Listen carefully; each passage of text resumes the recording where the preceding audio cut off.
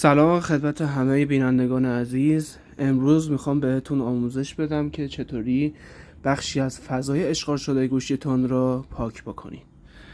ابتدا وارد تنظیمات گوشی میشید.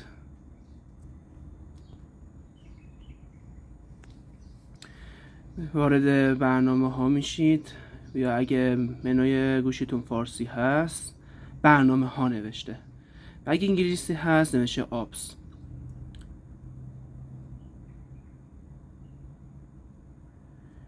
شما هر برنامه‌ای که استفاده کنین، از اینستاگرام، تلگرام، واتساپ و هر برنامه‌ای که استفاده کنین، از جستجو یا هر کاری که انجام بدین، این حافظتون پر میشه.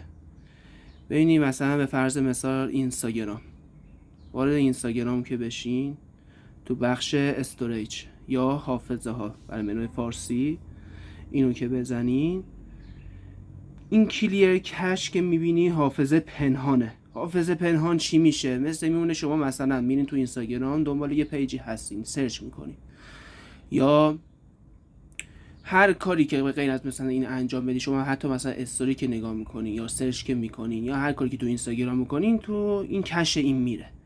و یه نکته ای که هستش، به هیچ عنوان از ویدیوها و عکسایی که گرفتین و سرچ هایی که کردین اینا پاک نمیشه. این منتها چون گوشی‌های هوشمند این خودشون این قابلیت رو داره که این کار رو سیو میکنه، یعنی شما هر کاری که میکنی میره تو کش.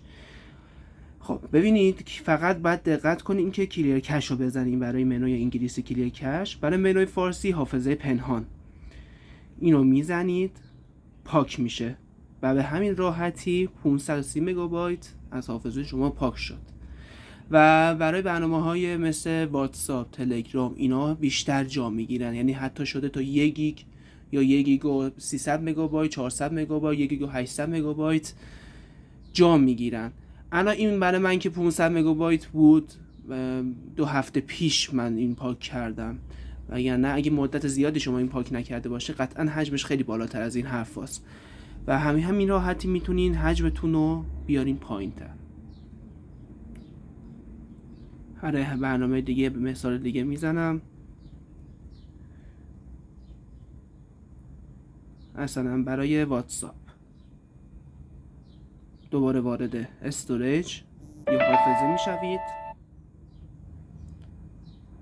کلیر کش رو میزنید پاک میشه به همین راحتی. امیدوارم که این ویدیو برای شما مفید باشه. روزتون خوش، خدا نگهدار.